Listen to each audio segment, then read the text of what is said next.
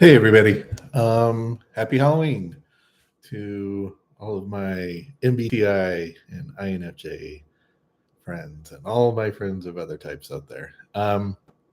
Okay, so nothing really too particular about this stream. I just kind of wanted to talk about Halloween, being an INFJ, and if we could think of some INFJ horror story characters that might be an INFJ, and things that scare INFJs. So I'm just sort of perusing around the internet, trying to see what scares INFJs and what types of characters in horror stories might be an INFJ. And I gotta admit, not finding much that I agree with here. Okay, so first of all, let's talk about what I think is probably scares an INFJ the most. And I guess the way I'm going to break it down is thinking about, what's our dominant function and what is going to scare us as an INFJ, give us, the biggest sense of existential dread. And if you think about it this way, if you're a lead, dominant, introverted, intuitive, then sort of your sort of existential being, right, is centered on introverted intuition and finding the meaning in things. And in particular, finding the meanings in sort of social things, how you relate to other people and how, what sort of underlies human behavior and just sort of the human condition on a very large scale. And so I think what would probably scare the INFJ the most is sort of the thought of things not having meaning, right? Or the thought of the meaning that you ascribe to various relationships, or the meaning that you ascribe to people or human existence as a whole, is found to be not true, I guess. So if you think of the INFJ as sort of a knowing type, right? Our sort of reason for being is being a knower, but being a knower in the sort of metaphysical sense. So, so not just sort of knowing facts and figures, or events or anything like that. That's sort of like in your SI experiential domain, but more about knowing sort of the causal nature of things and what makes people tick and what makes people people. And we grow up, sort of thinking about this stuff all the time in one way or another. And because, our introverted intuition is so prevalent in sort of our day-to-day, mental activities, we have these sort of theories about the world. We have these theories about people. We have these theories about what makes people tick. We have theories about our relationships to other people. We have theories about what makes people happy, what makes people sort of do the things that they do, what motivates people, what keeps people from doing what they want to do, all that kind of stuff, all that, all this sort of personality MBTI stuff. We like to think of ourselves as sort of a source of knowledge of that stuff, but it's, because it's introverted, we sort of come up with it on our own.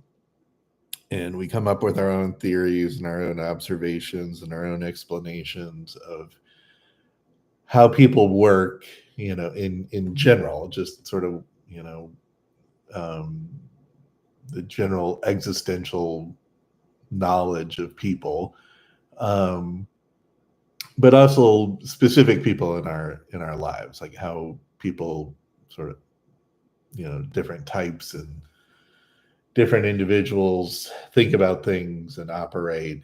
And we like to pride ourselves on, being able to read all that, being able to understand sort of the fundamental nature of both people in general and then individuals, right? And I would say, the thing that's probably going to scare us the most, and again, in sort of this existential dread kind of way, is, frankly, being wrong about it, being shown to be wrong. That all of this thought and dedication to thinking about the nature of humans is in the nature of social relationships and the nature of social dynamics just ends up being wrong, right? Um, and when we're faced with the situation, the where we're proven to be wrong, that's probably the thing that drives a stake in our heart the most. And I use that phrase because I'm going to talk about Dracula in a minute here. And so when we're faced with reality, right, sort of the extroverted sensing version of reality, and it doesn't jibe with our pet theories, our theories that we've developed through our introverted intuition, I think that's what bothers us the most, right? Because we sort of have this idealistic view, and idealistic not in the sense of optimism, but in the sense of, Platonic or Plato's version of idealism, where we our introverted intuition has sort of created this world that we know and understand, and particularly about people and particularly about social relationships. And a lot of times we're wrong, right? Like, introverted intuition is a constant sort of tinkering process, right? And in particular in the INFJ, because you've got that introverted thinking, and so you're constantly evaluating and reevaluating, your little pet theories. And things that frustrate us the most and, quote unquote scare us is being faced with a situation where the outside reality doesn't match up to what we've built up in our head, right? And at a very large scale and a very sort of existential dread scale, again, it's, being proven wrong about your belief in your, quote unquote knowledge of how things work. Um, and and this isn't to get into, again, being like a self-help guru or anything like that. But, I'm an INFJ, so I can't help it. I can't help to give some level of advice. Um, but this is, a particular issue with INFJs just in general, like outside of the Halloween and, being spooky context. But, we sort of build up these ideas about the world, and we sort of want to understand the world before we act on it, right? So we want to build up our theories and our sort of explanation of sort of the causal effects of why people are the way they are, why this particular person is the way they are. And then we want to develop some sense of understanding before we actually do anything about it. So if you, and I'm going to sort of detour here, but if you sort of think about it, a good example would be, let's say that you've developed a crush on somebody, right? And you but before you actually do anything about it, right? Before you actually approach the person and sort of, put it all out there, whoever your crush is, you want to figure out as much about that person as possible, right? So you can, in some respects, game plan, right? And then also sort of think about, is this really the right person? Should I be,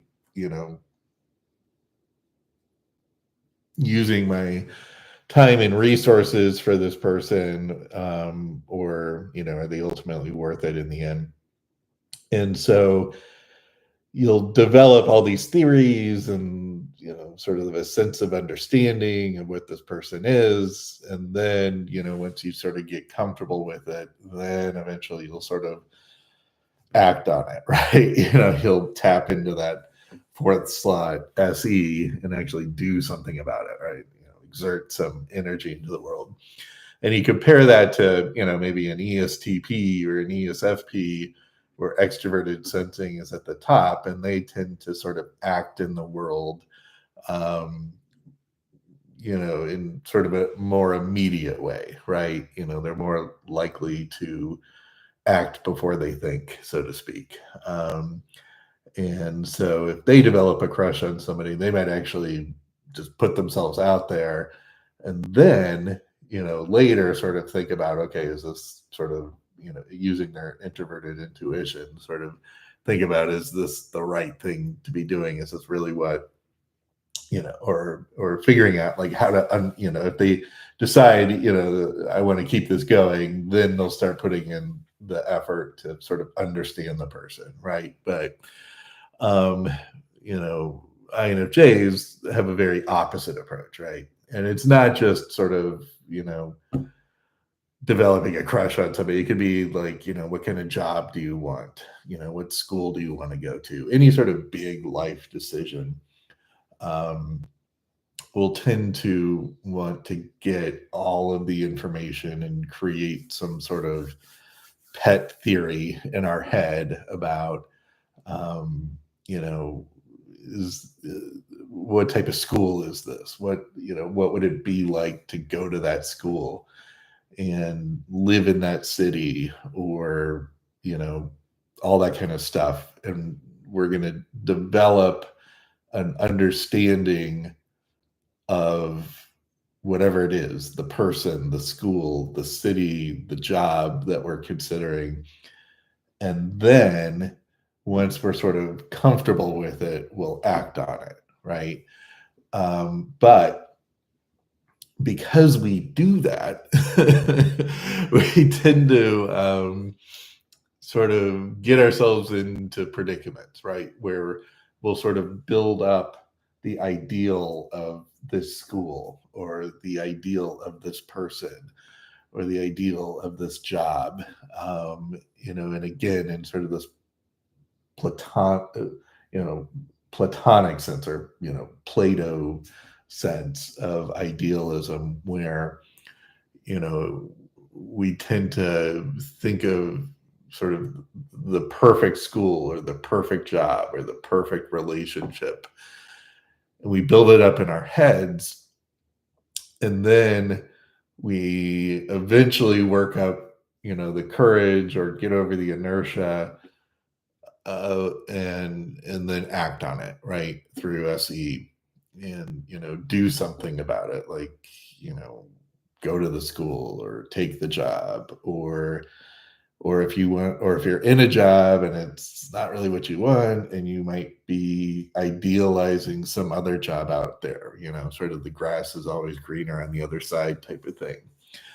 And so we construct these little ideal universes, these ideal representations of whatever it is in our head.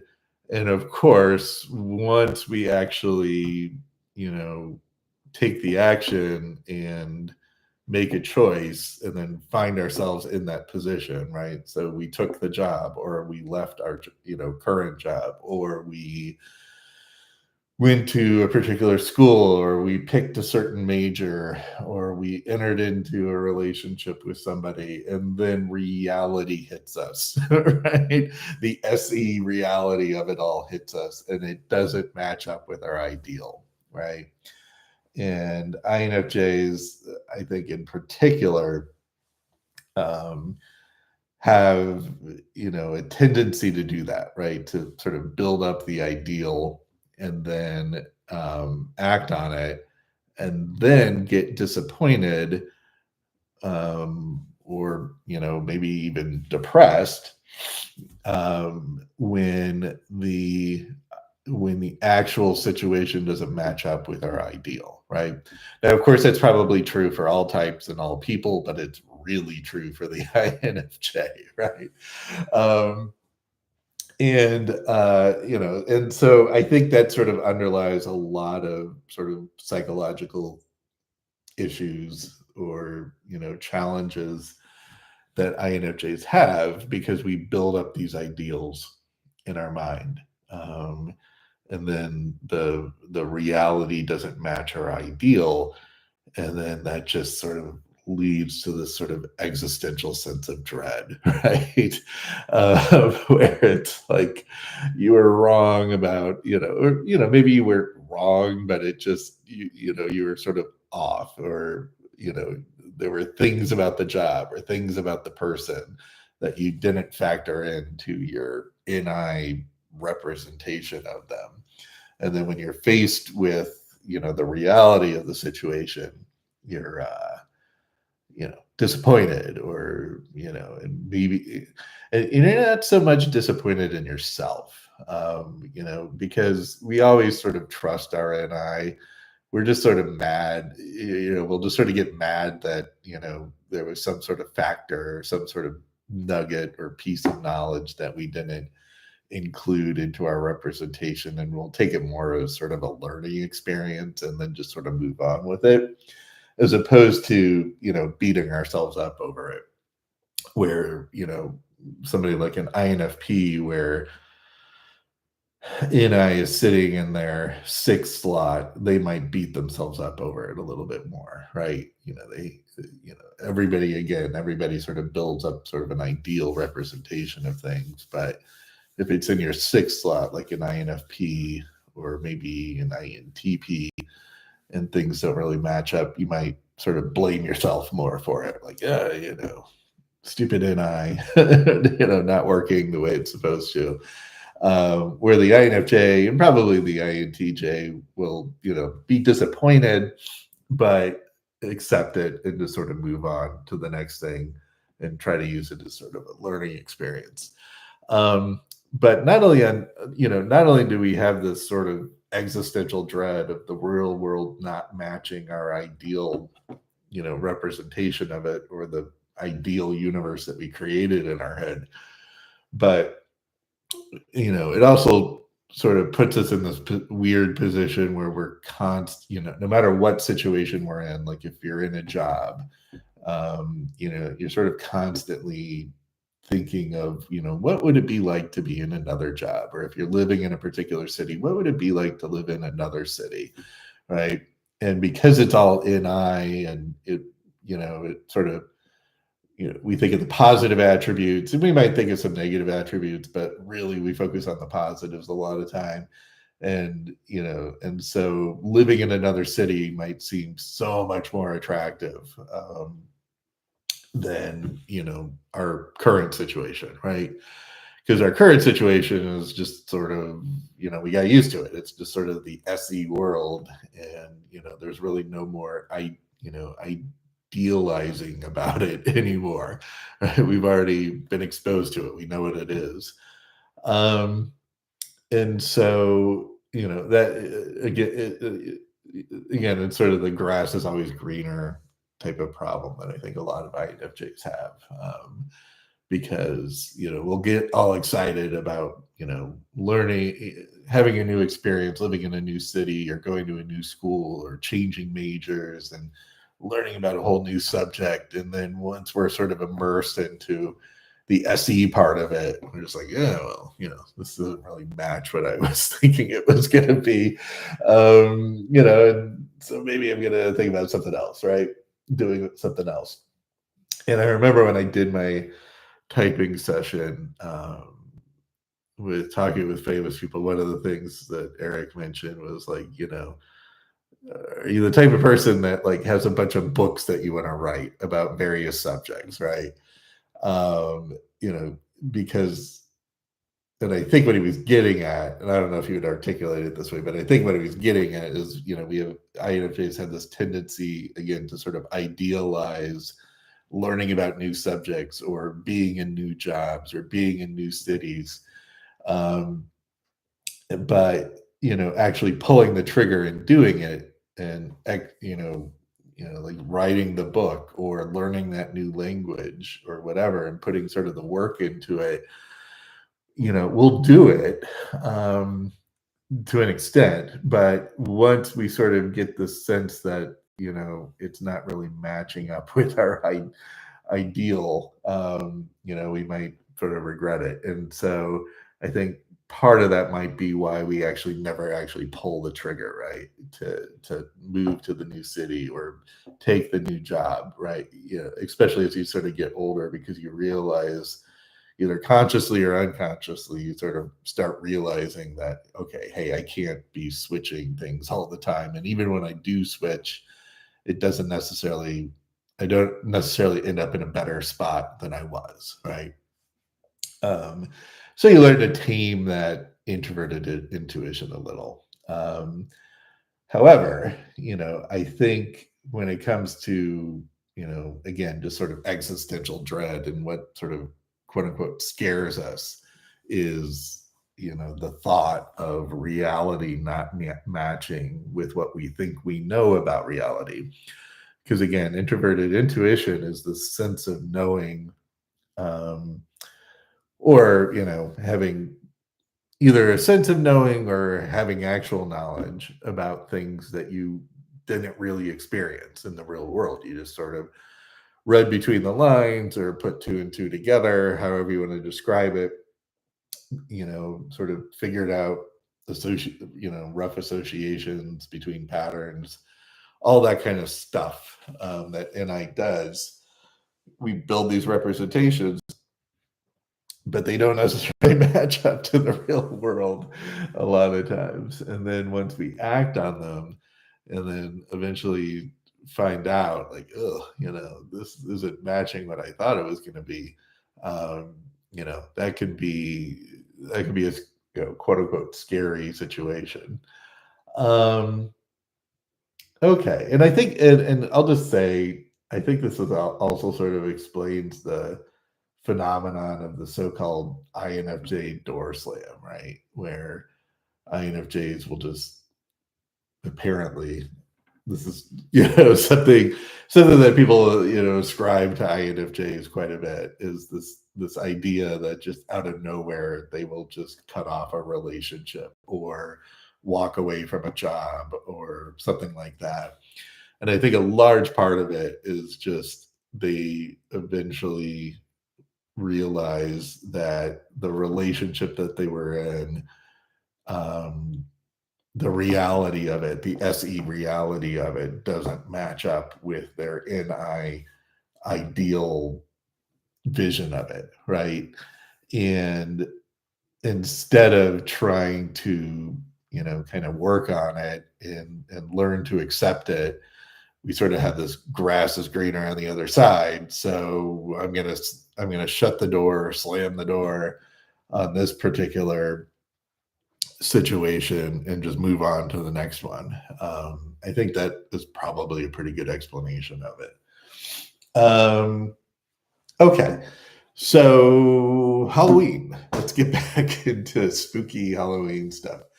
And so I was trying to figure out, like, okay, what would be a good representation of an INFJ out there in monsters and horror stories. And of course, my immediate thought was Dracula, right? And not just vampires in general, but actually, specifically Dracula, Count Dracula, the character. Now, a lot of that might just be because Dracula is one of the few monsters that actually has any sort of personality, right? Like, the monster in Frankenstein has, zero personality. Now, the Dr. Frankenstein, would argue is probably like an INTJ or something like that. He's got some sort of personality. But in general, that's kind of what makes monsters spooky is that they have this sort of, you know, blank affect, right? Where they have like basically zero personality, and that kind of is what makes them scary. Not only monsters, but just sort of like super villains in movies like um what's that movie? No Country for Old Men, right? The Anton Chigurh character, where he's just this like sense of this like what do they call it? Like a totally unstoppable force, right? Where he's got like basically zero personality. Um, but he just is this unstoppable force of nature that nobody can really control or escape from.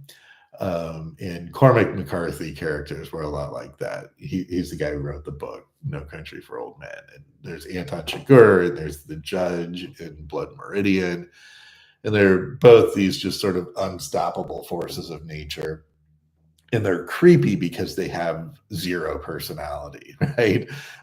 We might try to say they're like an ISTP or an INTJ or something like that, but really they've got like pretty much no affect, and they come across as very sociopathic, right? Um, and so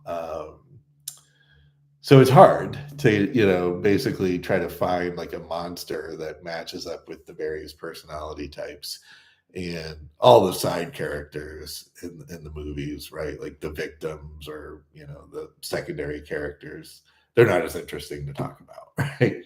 But Dracula, getting back to Dracula. So I did, a quick Google search, just trying to see what the general consensus out there was. And for whatever reason, and you can do your own Google search and see if the same results pop up, but for whatever reason, people tend to think he's an INTJ.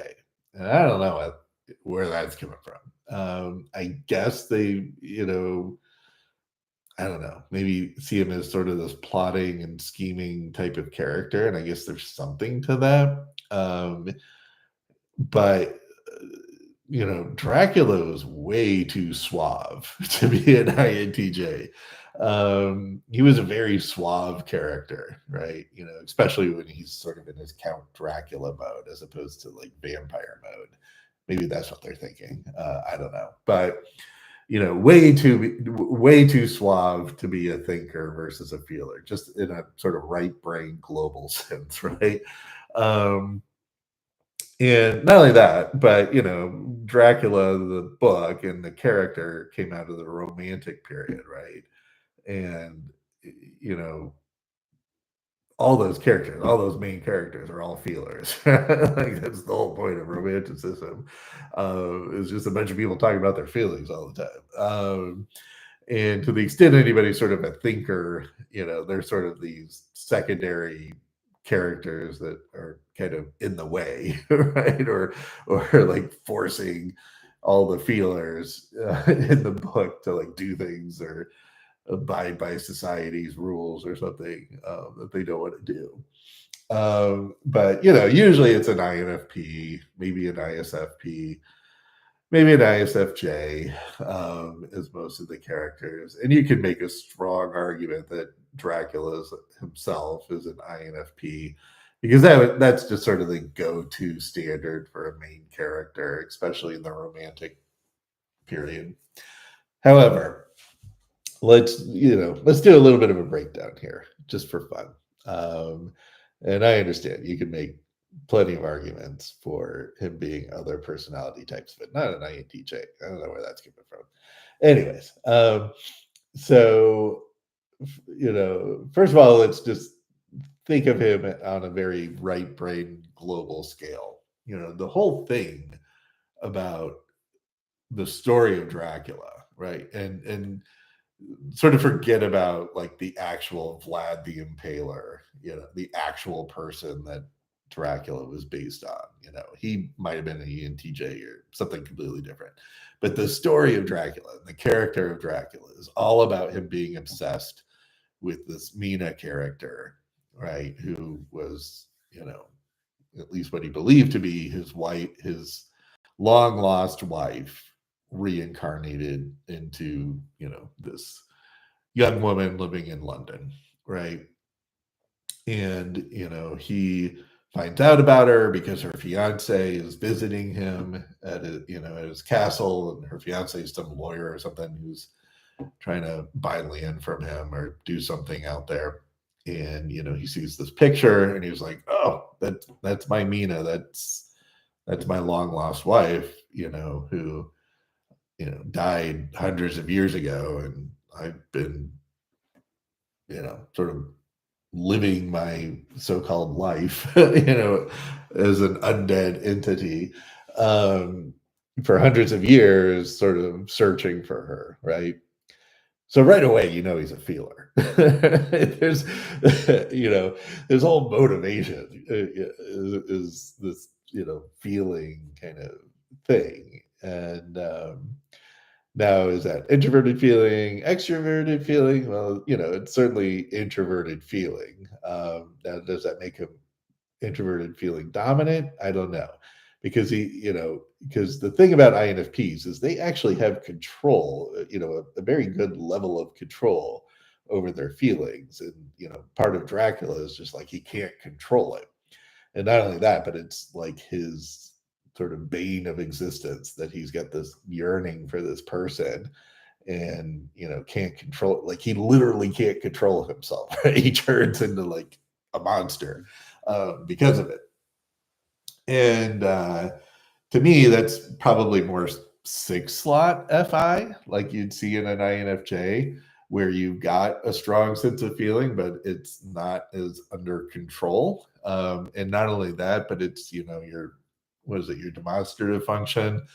And so it's the type of function that, bothers you, right? That you're critical of, and so you could see this inner turmoil in him, right? That, he's got these strong feelings for this Mina, but they're uncontrollable, and it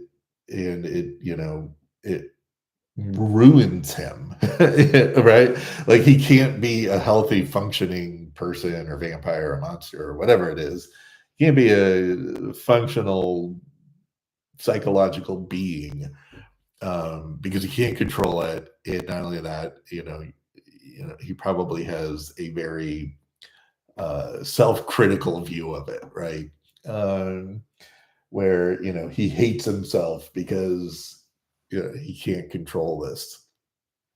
The other thing is, like I said, he's very suave, right? So he's got the FE, when he's interacting with, the normal plain Joes of the world, right? He's got this suave, royal count kind of vibe to him, right? So certainly got, FE under control, right? And so again, it's not so much does he have FI or does he have FE, it's like what does he have under control? What comes effortless to him? And and the FE part probably comes way more, controlled and effortlessly than the FI part, right? The FI part is just and so I would also argue that that might be that's a good reason why he's probably not an INTJ, because INTJs have FI in their front stack, which means they have some level of control over it, right? And they're FE polar, and so they're not going to come across as like a suave, charismatic Dracula, right?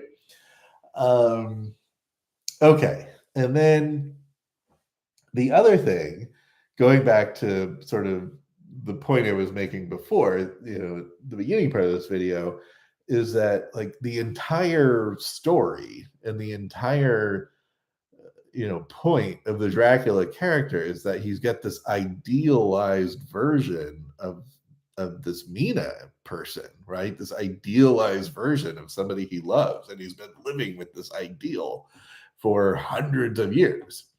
And it's a very in-eye kind of thing because it's so focused on one person, right?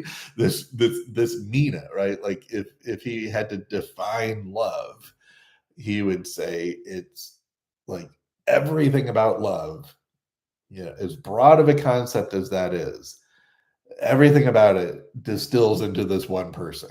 And this one person represents what I think of as love, right?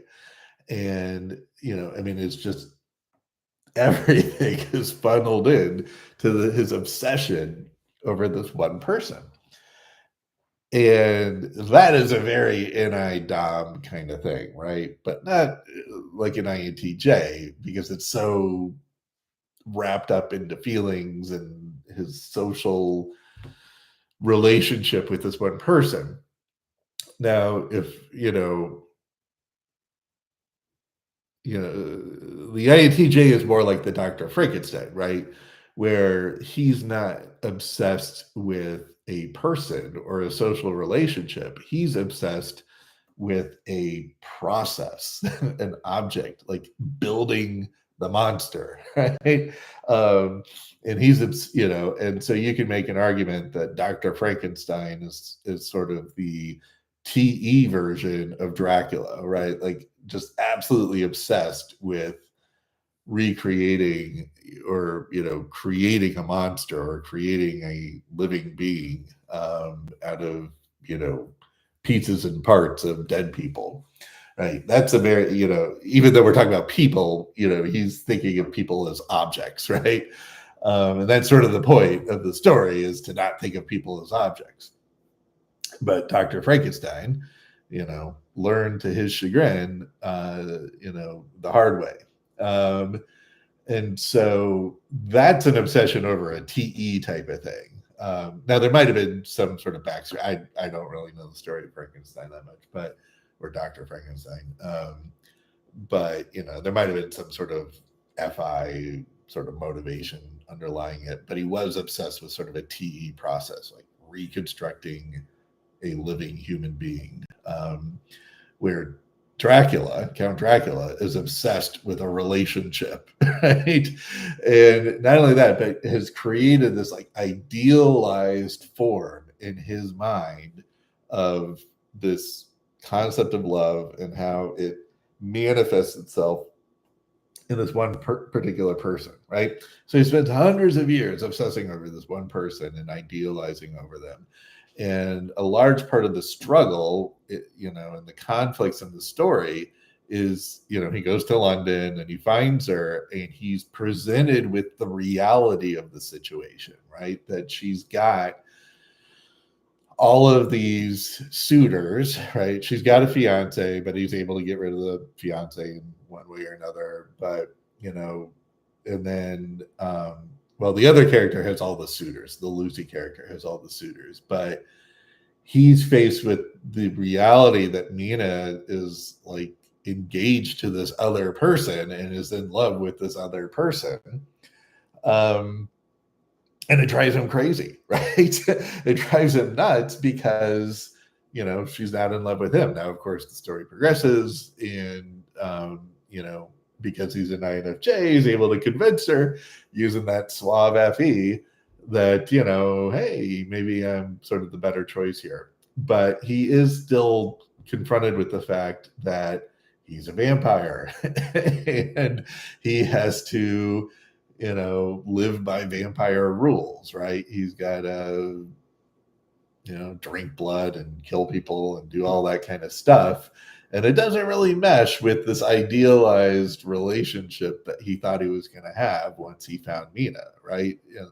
And it's sort of, and you can see this as being a very INFJ thing, right? Where you sort of build this ideal in your head and you think, okay, this is the reality of the situation because I built this idealized version of the world in my head. And of course, everybody is going to agree with me because I'm always right, right? Because again, your introverted intuition is locked into that part of the brain that tells you that you are right, right? So not only do you know things, but you have a sense of knowing that you know it, right? A very meta cognitive process. And there is a part of your brain that fires off and tells you, that you know what you know, that what you think to be true is true, right?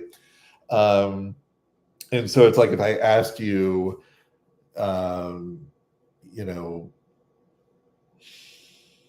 what's the best way to make money, something that doesn't really have a definitive answer, but in your mind you probably have some sort of representation of what you think the best way of making money is, and then you have that part of the brain that's tied to that representation that's telling you, yes, you're right.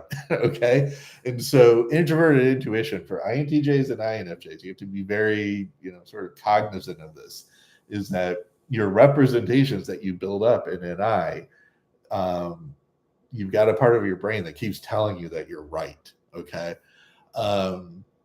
And you sort of need to get that under control, right? Because otherwise, you sort of learn these hard lessons like Dr. Frankenstein and Dracula, where, again, in Dracula, he had this idealized version of how this relationship would be.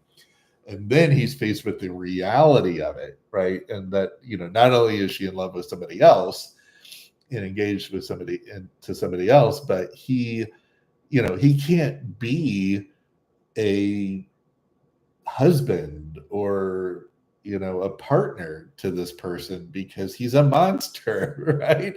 And he has to realize, maybe I don't want to force her into the life that I have, or the undead presence or existence that I have. Now in the movie, I'm sorry if I'm spoiling all this, but the story is hundreds of years old almost. But he sort of convinces her to sort of become a vampire, but it's this like struggle, right, where it's like he can't be human and be with and therefore be with her in any sort of uh realistic way. And so really the only way they could be together is for him to make her into a monster in the same way he is a vampire. But he's got this internal struggle where he sees her as like sort of the perfect being and doesn't want to ruin that, right? And so it's a very internal struggle. But the point being is that he developed this idealized view and representation of her and what she means to him and signifies. And then when he's faced with the reality of the situation, it's like, it's a horror story, right? And it doesn't go as planned. And so for those INFJs out there who haven't read Dracula or seen the movie, the Francis Ford Coppola version of the story is very good. You'll get it's a good thing to watch, right? Because it's a nice cautionary tale about being, building up your idealized representation of the world, and then what happens when it collides with reality. I like to think of it, like the Mike Tyson quote, where everybody has a plan until they get punched in the face, right? And that's another way of saying that everybody has this sort of idealized version or idealized or this idea of how events will unfold in their mind, but then reality hits them, like literally punches them in the face, and they're like, "Whoa, that isn't what I expected." And then again, same thing with Dr. Frankenstein. It's sort of the same thing. As he was obsessed with creating this monster, or well, it wasn't a monster, but creating this, this animated reanimated person, right, from the dead. And then the reality of the situation was much different than what he expected. And, you know, it was just sort of the moral of a lot of those stories back in the romantic era of, you know, we tend to over idealize things. And then when we are faced with the reality of the situation, it's like crushing, you know, like literally turns into a war story. Okay, so those are my thoughts on Dracula. He's not an INTJ. Now that I've really sort of thought about it and analyzed it, he's not an INTJ. Now the INFPs, again, they might have an argument, but I would counter it with saying that he doesn't have enough control over his emotions to be a real INFP. That, you know, his emotions sort of take over, and not only that, you know, he's got that introverted intuition that just just focuses everything about love onto one person and one representation, as opposed to NE, where love can be lots of things, right? You know, like the Lucy character in Dracula is probably more of an ENFP or a extroverted, intuitive type, you know, maybe an INFP, something like that, you know, because she can't make up her mind about which guy she wants to marry, right? They all present, you know, viable options to her. And so that's a much more NE kind of view of love, right? That I've got these three people who all want to marry me and I can't pick, you know, choose between the three of them because my NE is going crazy and they all have potential, right? Or I could see myself being with any of them. Where an INFJ is going to focus on one and say, okay, that is the love of my life, and I'm going to, you know, disregard everybody else, you know, even if they're sort of all basically equal to each other. The INFJ will find one person for, you know, or one thing about a particular person to latch on to and say, okay, that's my person, right? Because they want everything represented in you know, about love and relationships represented in one thing, in one person, as opposed to infinite amount of possibilities, right? Like somebody who's more dominant NE might be thinking. Okay. It's probably enough rambling. I'd be interested in your thoughts. What scares you as an INFJ? And in particular, like, you know, specific to an INFJ, because I was reading all these online posts about what scares an INFJ, and they're like, oh, the dark, or being left alone, you know, things that would like apply to all the personality types, are ghosts, you know. And you know, and again, this is what I refer to as like the all dogs are poodles fallacy, logical fallacy of just taking something that could apply to everybody and every type and then trying to find some way why it applies specifically to an INFJ. All right, got a comment here. Hey, again, I apologize. I have no idea how to pronounce your username. Luminy, like light, like lumen as in light. Okay. Lack of meaning, hard to imagine, to be honest. Like, why bother? Happy Halloween. Oh, what is that? Siobhan? Is that the Irish word for Halloween? Siobhan? I speak a little bit of Irish, or I'm trying to learn. It looks like an Irish word. But yeah. So are you an INFJ too? This responder saying, you know, lack of meaning is sort of a existential dread or something scary. Yeah, Celtic pagan thing. Yeah.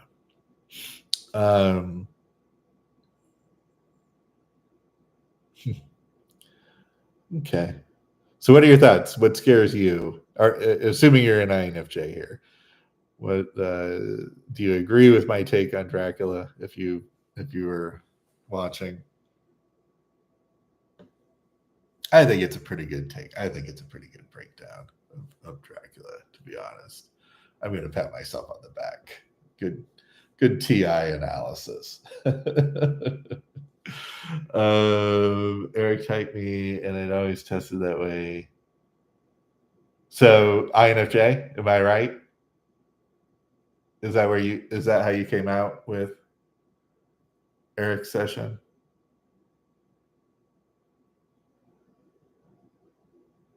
Okay, cool. Well, welcome to the channel, another INFJ. And yeah, if you didn't see it, feel free to watch my analysis of Dracula and why I think he's an INFJ versus any other type. So yeah. Okay. Well, I'm probably gonna end this video.